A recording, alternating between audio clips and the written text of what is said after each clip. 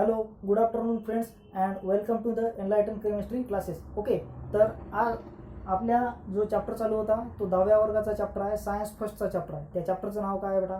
Chemical reactions and chemical equations. Okay, तर आज आपण केमिकल रिॲक्शन्स अँड केमिकल इक्वेशन्समध्ये काय पाहणार आहोत?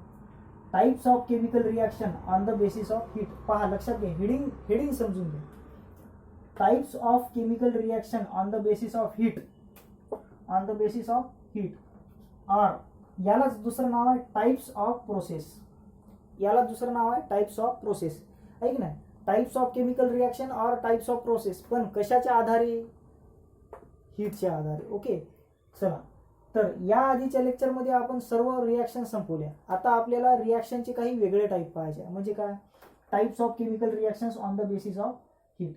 ओके, तर on the basis of heat the chemical reaction और केमिकल प्रोसेस. पहा, मी काय म्हणत आहो? On the basis of heat the chemical reactions or chemical process are divided into two types. Okay, the chemical reactions or chemical process are divided into two types. एक आहे बेटा exothermic process, दुसरी आहे एंडोथर्मिक प्रोसेस. एक काय आहे बेटा?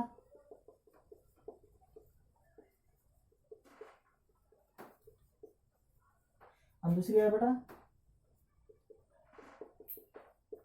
Endo.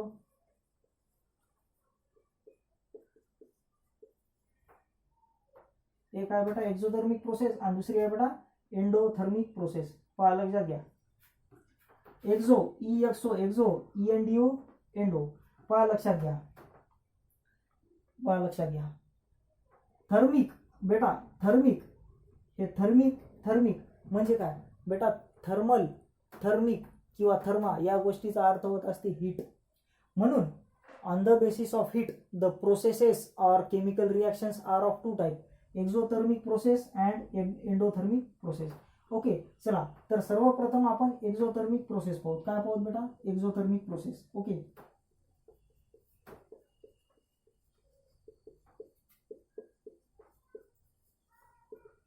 Exothermic process. Okay बेटा, सर्वप्रथम आपण काय पाहणार आहोत? Exothermic process.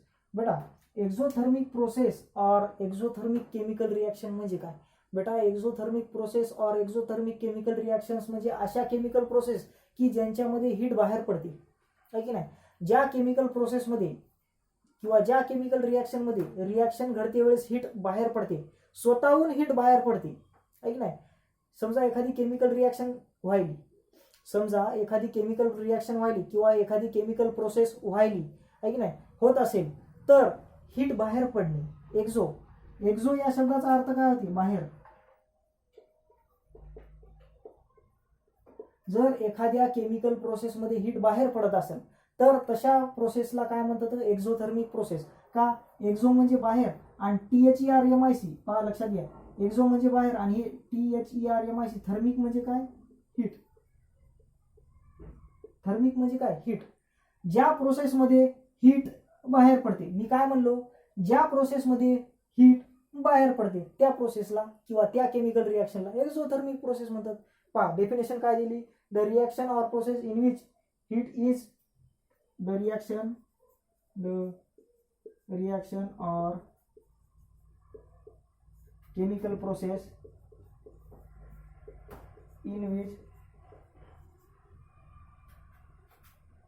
in which heat is, पहा, heat is okay evolved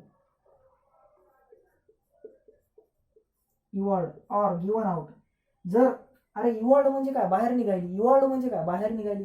जर तुम्हाला इव्हॉल्ड शब्द वापरायचा नसेल तर गिवन आउट शब्द वापरा. काय? Given out.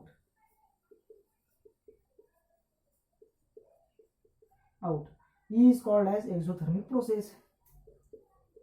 Is called as exothermic process. Okay, पहा, लक्षात घ्या.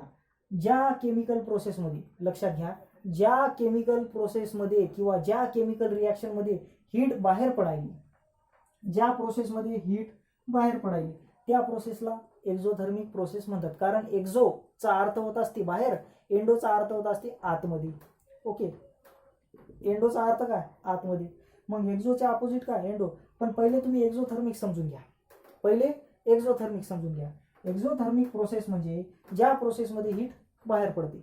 ओके, ऐक ना, समजा ऐक नाही, इथं एक प्रोसेस व्हायली, इथं ऐक नाही एक प्रोसेस व्हायली, त्या प्रोसेसमध्ये हीट बाहेर पडायली. ओके, त्या प्रोसेसमध्ये हीट बाहेर पडायली, मग ती प्रोसेस कशी व्हायली? Exothermic process. आता एक्झोथर्मिक प्रोसेस, आता आपण काय शिकत आहोत? केमिस्ट्री शिकत आहोत. मग आपलं फोकस कशावर राहिलं पाहिजे? केमिकल रिॲक्शनवर. कशावर? केमिकल रिॲक्शनवर. तर मी आता एक्झाम्पल देतो तुम्हाला, नाही ना, एक्झाम्पल्स.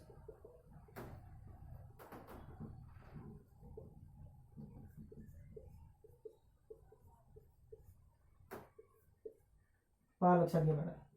जर समजा आपण कॅल्शियम ऑक्साईड आणि वॉटर, ऐक ना, अरे हे काय माहीत आहे का? जर समजा आपण पाणी घेतलं, जर समजा आपण पाणी घेतलं, ओके, त्या पाण्यामध्ये आपण कॅल्शियम ऑक्साईड टाकलं आणि डिझॉल्व्ह केलं, तर काय होते? ते बीकर आहे ना, बीकर, ते भांडं, ते गरम होते. म्हणजे याचा अर्थ काय व्हायला की पाण्यात कॅल्शियम ऑक्साईड डिझॉल्व्ह केल्यावर जे प्रोसेस व्हायली, त्या प्रोसेसमध्ये हीट बाहेर पडायली, म्हणून तर ते भांडं गरम व्हायला ना. तुम्ही आहे की नाही, जर केमिस्ट्रीच्या लॅबोरेटरीमध्ये गेले तर असं करून पहा, तुम्हाला ओळखू येईल. आहे की नाही? आता तुम्ही जेव्हा 11वीला आणि 12वीला जासाल तेव्हा तुम्हाला हे कळेल. पण आता आहे की नाही, इमॅजिन करा, आता आहे की नाही, इमॅजिन करा की असं व्हायलं. ओके, मग तुम्हाला कळेल. ओके, पहा काय होईल आपलं, CaOH/2 प्लस हीट बाहेर पडायली. आहे की नाही? हीट बाहेर पडायली. आता आहे की नाही, म्हणजे यालाच काय म्हणतात? Q, kilo calorie. म्हणजे क्यू, किलो कॅलरी हीट बाहेर पडायली. आहे की नाही? क्यू म्हणजे काय रे? क्यू म्हणजे हीट. क्यू असंही लिहित होतं स्मॉल लेटरमध्ये. क्यू, किलो कॅलरी हीट बाहेर पडायली. आहे की नाही? क्यू म्हणजे काय? क्यू म्हणजे हीट. किलो कॅलरी म्हणजे काय? हीटचं युनिट. हीटचे व्हेरियस युनिट आहे. कॅलरी, किलो कॅलरी, जूल, अर्ग. आहे की नाही? चला, तर हे झालं बेटा हीटचं युनिट. ओके, पहा, ज्या प्रोसेसमध्ये हीट बाहेर पडते कशाला? एक्झोथर्मिक प्रोसेस म्हणतात. ओके, हे एक्झाम्पल एक्झोथर्मिक प्रोसेसचं आहे. कसं? आता पहा, डायग्रामॅटिक सांगतो मी तुम्हाला. हे आपण बीकर घेतलं, या बीकरमध्ये काय ठेवलं आपण? पाणी ठेवलं. या पाण्यात आपण काय टाकलं? कॅल्शियम ऑक्साईड आणि डिझॉल्व्ह केलं, याला डिझॉल्व्ह केलं. तर हे बीकर आहे ना, हे गरम होते. हे बीकर आहे ना, गरम होते. म्हणजे काय? या पाण्यात हे कॅल्शियम ऑक्साईड पाण्यामध्ये डिझॉल्व्ह झाल्यामुळे ते बीकर गरम झालं. म्हणजे काय व्हायली? तिथं एक्झोथर्मिक प्रोसेस व्हायली, म्हणजे हीट बाहेर पडायली. आणि हीट बाहेर पडण्यामुळेच ते बीकर काय व्हायलं? गरम व्हायलं. हीट बाहेर पडल्यामुळे बीकर काय व्हायलं? गरम व्हायलं. ओके, चला, तर हे झालं एक एक्झाम्पल कशाचं? एक्झोथर्मिक प्रोसेसचं. एक्झोथर्मिक प्रोसेसचं दुसरं एक्झाम्पल काय आहे बेटा? एक्झोथर्मिक प्रोसेसचं दुसरं एक्झाम्पल आहे आपलं डेली लाईफ मधलं एक्झाम्पल आहे कार्बन प्लस ऑक्सिजन. काय? Carbon plus oxygen gives CO2 plus Q. CO2 plus Q kilo calorie. Q kilo calorie heat बाहेर पडायली. काय पडायली? हीट पडायली रे, हीट बाहेर पडायली. ऐक ना, जर कार्बनचं कंबस्टन झालं कशासोबत? ऑक्सिजन सोबत, तर काय होईल? CO2 प्रोड्यूस होईल. ऐक नाही, CO2 प्रोड्यूस झाल्यावर काय होईल? हीट बाहेर पडेल. ओके, तर हे काय झाल्या? Exothermic process. ज्या प्रोसेसमध्ये हीट बाहेर पडते त्यांना एक्झोथर्मिक प्रोसेस म्हणत असतात. ओके, हे नोट करा.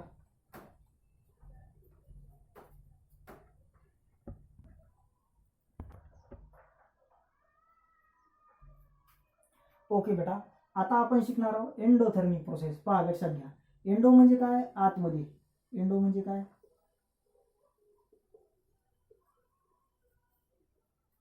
पहा, एक्झो म्हणजे बाहेर, एंडो म्हणजे काय? आतमध्ये. आतमध्ये ऍब्झॉर्ब करणे. काय? आतमध्ये ऍब्झॉर्ब करणे. थर्म म्हणजे काय? हीट. थर्मिक म्हणजे काय रे बाबा? बघा, थर्मिक म्हणजे होत असते बेटा हीट. थर्मिक म्हणजे काय होत असते? हीट. म्हणजे ज्या केमिकल रिॲक्शन किंवा प्रोसेसमध्ये हीट ऍब्झॉर्ब होते, ऐक ना, आता बाहेर पडत नाही हीट, बाहेरून हीट ऍब्झॉर्ब होते. लक्षात घ्या, बाहेरून हीट ऍब्झॉर्ब होते. ऐक नाही, एक्झोमध्ये हीट बाहेर पडते पण एंडोमध्ये बाहेरून हीट ऍब्झॉर्ब होते. ऐक नाही, तर तशा प्रोसेसला एंडोथर्मिक प्रोसेस म्हणतात. डेफिनेशन काय होईल? The reaction or process in which heat is absorb. The reaction or process in which, पहा, the reaction or process in which heat is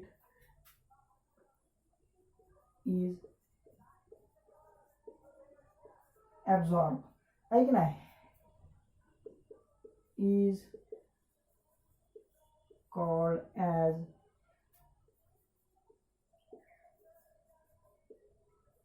endothermic process, is called as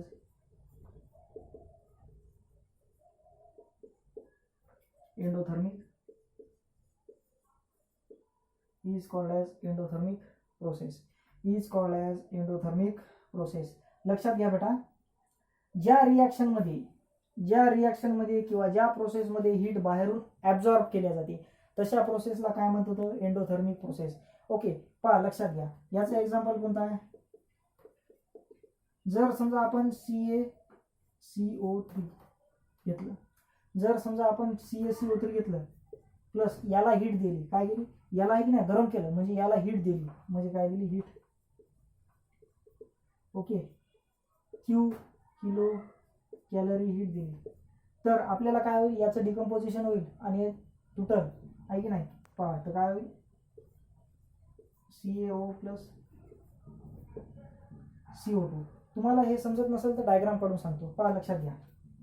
समजा एक आपण असं भांडं घेतलं, या भांड्यात काय घेतलं आपण माहिती आहे का, या भांड्यात आपण घेतलं CaCO3, आहे की नाही. या भांड्यात आपण काय घेतलं, हे CaCO3 हे घेतलं आणि याला काय द्यायला, आपण हीट द्यायला खालून,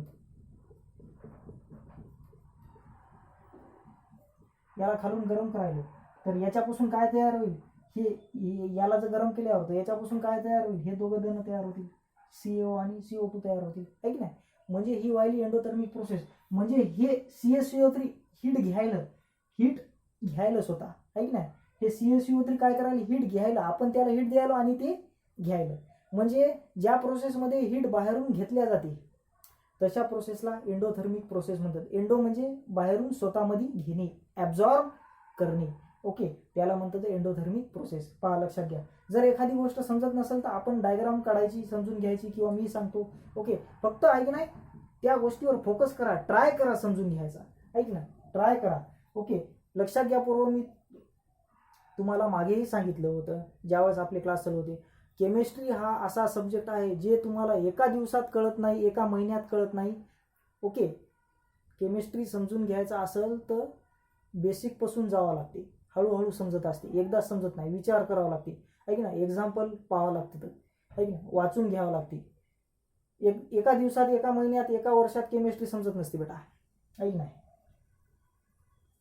चला, हे झालं एक एक्झाम्पल. आता मी देतो तुम्हाला दुसरं एक्झाम्पल. N2+O, ठीक आहे, याला काय दिली आपण, हीट दिली, तर काय होईल, ट्वाइस NO3 तयार होईल. नायट्रोजन मोनोऑक्साईड किंवा नायट्रोसिल म्हणतात याला, काय म्हणतात, नायट्रोजन मोनोऑक्साईड किंवा नायट्रोसिल. तुम्हाला नाव माहित आहेत का याचे, calcium carbonate, calcium oxide, carbon dioxide, nitrogen, oxygen. Okay, nitrogen monoxide किंवा नायट्रोसिल, नायट्रोजन मोनोऑक्साईड किंवा नायट्रोसिल. चला, तर हे झालं बेटा कशाबद्दल, types of chemical reaction on the basis of heat और टाइप्स ऑफ प्रोसेस. हे नोट करा.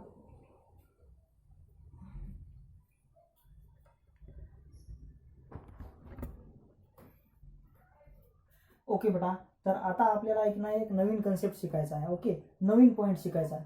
त्या पॉईंटचं नाव आहे रेट ऑफ केमिकल रिएक्शन. पहा, रेट ऑफ केमिकल रिएक्शन. याआधी आपण काय शिकलो, types of chemical reaction on the basis of heat. काय म्हणलं, types of chemical reaction on the basis of heat किंवा टाइप्स ऑफ प्रोसेस, आहे की ना. आता आपण शिकायलो रेट ऑफ केमिकल रिएक्शन. पहा लक्षात घ्या बेटा, रेट म्हणजे आहे की नाही, किंमत नाही, आहे की नाही. इथं रेट म्हणजे किंमत होत नाही, आहे की नाही. लक्षात घ्या, रेटचा अर्थ होत असते बेटा स्पीड. रेटचा अर्थ होत असते बेटा स्पीड किंवा वेग. रेट या शब्दाचा अर्थ होत असते स्पीड. केमिस्ट्रीमध्ये रेट या शब्दाचा अर्थ होत असते स्पीड. ओके, मग तुम्ही म्हणत असाल सर रेट ऑफ केमिकल रिॲक्शनमध्ये आपल्याला काय शिकायचं? बेटा रेट ऑफ केमिकल रिॲक्शनमध्ये आपल्याला शिकायचं आहे की एखादी केमिकल रिॲक्शन किती स्पीडनं होती, म्हणजे त्या केमिकल रिॲक्शनला व्हायला किती मिनटं लागायले, किती टाईम लागायला, 1 मिनिट लागायला, 2 मिनिट लागायले, 1 सेकंद लागायला, 2 सेकंद लागायले, 5 सेकंद लागायले. ओके, काही रिॲक्शन आहे की नाही 0.5 सेकंदात होतं, within a fraction of second, आहे की नाही. काही रिॲक्शनला आहे की नाही 1-2 वर्ष लागतात, आहे की नाही. काही रिॲक्शनला आहे की नाही 10 घंटे लागतात. ओके, काही रिॲक्शनला आहे की नाही 300-350 वर्ष लागतात, आहे की नाही. काही रिॲक्शनला आहे की नाही जवळपास आहे की नाही 3000 वर्ष लागतात, आहे की नाही. फॉर एक्झाम्पल आपण जर समजा डिकम्पोजिशन ऑफ प्लास्टिक घेतलं, काय डिकम्पोजिशन ऑफ प्लास्टिक, आहे की नाही. प्लास्टिक डिकम्पोज व्हायला तुमच्या माहितीसाठी 3000 वर्ष लागतात. किती? 3000 वर्ष. प्लास्टिक डिकम्पोज व्हायला 3000 वर्ष लागतात, आहे की नाही. दगडी कोळशात, मी काय म्हणलं, दगडी कोळशात आहे की नाही कार्बनपासून, आहे की नाही, ग्राफाईट, कार्बनचा जो ॲलॉट्रॉप राहतो ग्राफाईट, त्या ग्राफाईटपासून डायमंड बनण्यासाठी जवळपास आहे की नाही 1,00,000, 2,00,000, 3,00,000 वर्ष लागतात. हे काय कार्बनचं ग्राफाईट कार्बनचं डायमंडमध्ये रूपांतर होण्यासाठी किती किती लागतं, आहे की नाही. त्याला काय म्हणतात बेटा? त्याला म्हणतात एक केमिकल फॉर्म दुसऱ्या केमिकल फॉर्ममध्ये चेंज व्हायला, म्हणजे ते एक प्रकारची इक्विलिब्रियम रिॲक्शनच असते, म्हणजे ती एक प्रकारची इक्विलिब्रियम रिॲक्शनच असते. ओके नाही. तर अशा रिॲक्शन असतात काही काही जे की लईच फास्ट होतात, खूपच फास्ट होतात. काही रिॲक्शन स्लो होतात, काही रिॲक्शन व्हायला वर्षानुवर्ष लागतात. मग आपल्याला हेच शिकायचं आहे. रेट ऑफ केमिकल रिॲक्शन म्हणजे तेच होतो की एखादी रिॲक्शन व्हायली, कोणतीही रिॲक्शन व्हायली. For example A + B gives product P, आहे की नाही. A + B gives product P, आहे की नाही. तर ही रिॲक्शन व्हायला टाईम किती लागायला? ओके, ही रिॲक्शन व्हायला टाईम किती लागायला, म्हणजे किती वेळात किती स्पीडनं ती रिॲक्शन व्हायली. एखाद्या रिॲक्शनचा स्पीड स्टडी करणे, किती टाईममध्ये व्हायली काय नाही, त्याला म्हणतात रिॲक्शनचा रेट स्टडी करणे. समजलं? रिॲक्शनचा रेट अभ्यास करणे त्याला म्हणत असतं. ओके, चला, तर हे झालं बेटा रेटबद्दल एक्सप्लेनेशन. ओके, आता मी तुम्हाला सांगतो रेट ऑफ केमिकल रिॲक्शनचं डेफिनेशन. रेट ऑफ केमिकल रिॲक्शनची डेफिनेशन. ओके, पहा, रेट ऑफ केमिकल रिॲक्शनची डेफिनेशन काय आहे बेटा, लक्षात घ्या, आहे की नाही. जर समजा आपण आहे की नाही अशी एक रिॲक्शन केली, रिॲक्टन्स, आणि इकडे काय घेतलं बेटा, प्रॉडक्ट्स. रिॲक्शन्स आणि प्रॉडक्ट, रिॲक्टन्स आणि प्रॉडक्ट, ही काय आहे बेटा, ही एक केमिकल रिॲक्शन आहे की ज्यामध्ये रिॲक्टंट रिॲक्ट होतात आणि काय तयार होते, प्रॉडक्ट तयार होते. ओके, लक्षात घ्या. तर मला एक गोष्ट सांगा, रिॲक्टंट आहे की नाही, रिॲक्टंट कोणीकडे आहे, लेफ्ट हँड साईडला, प्रॉडक्ट कोणीकडे आहे, राईट हँड साईडला. जर समजा रिॲक्टंट आहे की नाही, आपण एवढा रिॲक्टंट घेतला असा, आहे की नाही, लक्षात घ्या रे, हे आपण आहे की नाही रिॲक्टंट घेतला एवढा, आहे की नाही, एवढा रिॲक्टंट घेतला, आहे की नाही, एवढा रिॲक्टंट घेतला. आता मला सांगा, ज्या वेळेस रिॲक्शन सुरू होईल, ओके, त्यावेळेस प्रॉडक्टचं प्रमाण किती राहील, झिरो राहील. प्रॉडक्टचं प्रमाण किती राहील, झिरो राहील. म्हणजे रिॲक्शन अजून सुरू झालीच नाही, आता सुरू होणार आहे रिॲक्शन, आहे की नाही. रिॲक्शन अजून सुरूच झाली नाही, तर रिॲक्शन सुरू झाली नाही त्यावेळेस रिॲक्टंट जास्त राहील, प्रॉडक्ट कसा राहील, झिरो राहील. कारण अरे जोपर्यंत रिॲक्शन सुरू झालीच नाही तोपर्यंत प्रॉडक्ट तयार कसा होईल, आहे की नाही. लक्षात घ्या. मग काय होईल, आता रिॲक्शन स्टार्ट झाली, आहे की नाही. तसं रिॲक्शन स्टार्ट झाल्यावर हळूहळू रिॲक्टंट कमी होणार, आहे की नाही. हळूहळू रिॲक्टंट कमी होणार, प्रॉडक्ट वाढणार. आणखीन हळूहळू रिॲक्टंट कमी होणार, प्रॉडक्ट वाढणार, आहे की नाही. हळूहळू रिॲक्टंट कमी होणार, प्रॉडक्ट होणार. जसं जसं आहे की नाही रिॲक्शन जसं जसं रिॲक्शन आहे की नाही सुरू झाली तसं तसं रिॲक्टंट कमी होणार आणि प्रॉडक्ट वाढणार, आहे की नाही. तसं तर असं करत करत करत करत रिॲक्टंट कमी होईल, प्रॉडक्ट वाढेल, आहे की नाही. असं करत करत कम्प्लिटली रिॲक्टंट झिरो होईल आणि प्रॉडक्ट तयार होईल. हां, आता रिॲक्शन झाली, कारण रिॲक्टंट रिॲक्ट होऊन काय तयार झाला, प्रॉडक्ट तयार झाला. तर या रिॲक्टंट पासून हा प्रॉडक्ट तयार व्हायला किती टाइम लागला, त्याला म्हणतात रेट ऑफ रिॲक्शन. म्हणजे इथं व्हायला काय, म्हणजे रेट ऑफ रिॲक्शन मध्ये व्हायला पहा, कन्सेप्ट समजून घ्या. हा कन्सेप्ट तुम्हाला 12वीला कामी येणार आहे, 100%. हा कन्सेप्ट तुम्हाला 12वीला कामी येणार आहे. ओके, पहा, लक्षात घ्या. रिॲक्टंट कमी व्हायला, प्रॉडक्ट व्हायला किती किती टाईम लागला, रिॲक्शन व्हायला, रिॲक्टंटपासून प्रॉडक्ट तयार व्हायला किती टाईम लागायला, त्याला म्हणतात रेट ऑफ केमिकल रिॲक्शन. समजलं, त्याला म्हणतात rate of chemical reaction. Okay, म्हणजे रेट ऑफ केमिकल रिॲक्शनची डेफिनेशन काय आहे, ज्या वेळेस केमिकल रिॲक्शन होते त्यावेळेस रिॲक्टंटचं प्रमाण कमी होते, ऐक नाही, आणि प्रॉडक्टचं प्रमाण वाढते. ओके, प्रॉडक्टचं प्रमाण वाढते. म्हणजे काय होत असते रे, कॉन्सन्ट्रेशन, रिॲक्टंटचं कॉन्सन्ट्रेशन कमी होते, प्रॉडक्टचं कॉन्सन्ट्रेशन जास्त होते. म्हणजे काय होते, बदल होते कॉन्सन्ट्रेशनमध्ये, काय होते, बदल होते. याचं कमी होते, याचं जास्त होते. म्हणजे काय व्हायला, बदल व्हायला कॉन्सन्ट्रेशनमध्ये, काय व्हायला, कॉन्सन्ट्रेशनमध्ये बदल व्हायला. रिॲक्टंटचं कॉन्सन्ट्रेशन काय म्हणलं मी, रिॲक्टंटचं कॉन्सन्ट्रेशन CONCEN, रिॲक्टंटचं कॉन्सन्ट्रेशन कमी होणार आणि प्रॉडक्टचं कॉन्सन्ट्रेशन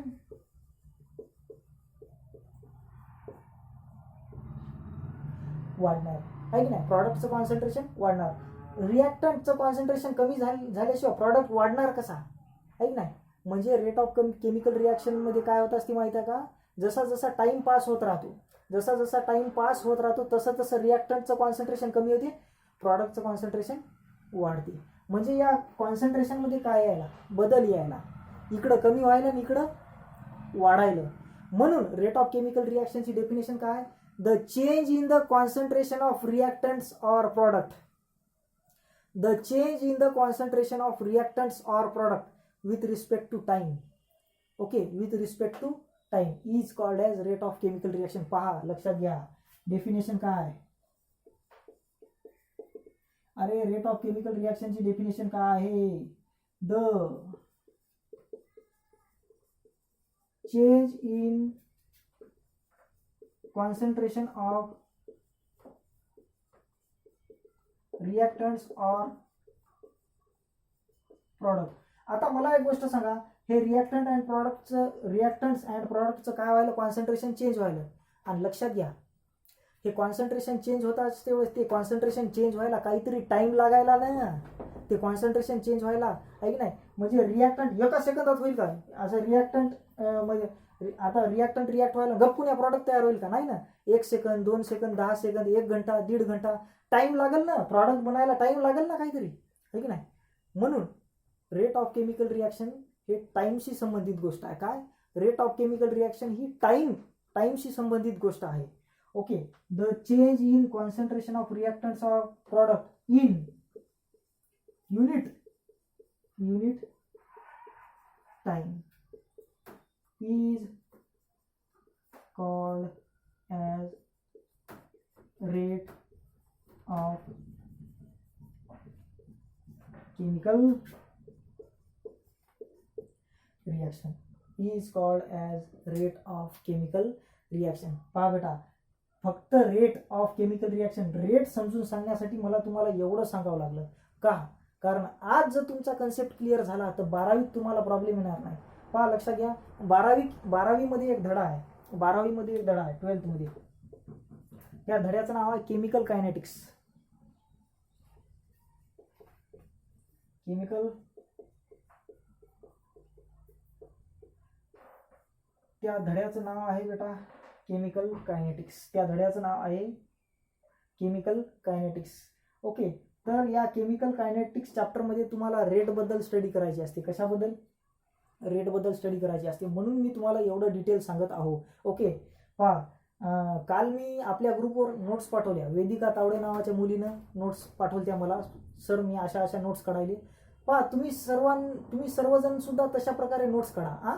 तुम्ही सर्वजण सुद्धा तशा प्रकारे नोट्स काढा तुमच्या पद्धतीनं. आज जर तुम्हाला नोट्स काढायची सवय लागली, भविष्यात तुमच्याच कामी येईल, हे गॅरंटी माझी. ओके, तुमच्याच कामी येईल ते भविष्यात, आहे की नाही.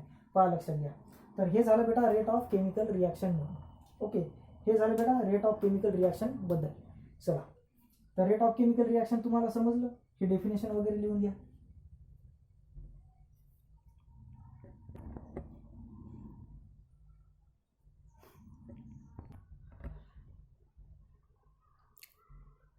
ओके बेटा, तर आता आपण शिकणार आहोत factors affecting the rate of chemical reaction. बेटा लक्षात घ्या, फॅक्टर्स म्हणजे कोणकोणत्या गोष्टी, कोणकोणते घटक, आहे की नाही. अफेक्टिंग म्हणजे काय, परिणाम. अफेक्टिंग म्हणजे काय, परिणाम. Factors affecting the rate of chemical reaction म्हणजे अशा कोणत्या गोष्टी आहेत, म्हणजे असे कोणते फॅक्टर आहेत की ज्यांचा परिणाम केमिकल रिॲक्शनच्या रेटवर होतो. असे कोणते फॅक्टर आहेत की ज्यांचा परिणाम केमिकल रिॲक्शनच्या रेटवर होतो. पहा बेटा, तर सर्वात पहिलं फॅक्टर आहे नेचर ऑफ रिॲक्टंट्स. काय, nature of reactants. Nature of reactants. दुसरं फॅक्टर आहे बेटा size of the particles of reactant. काय,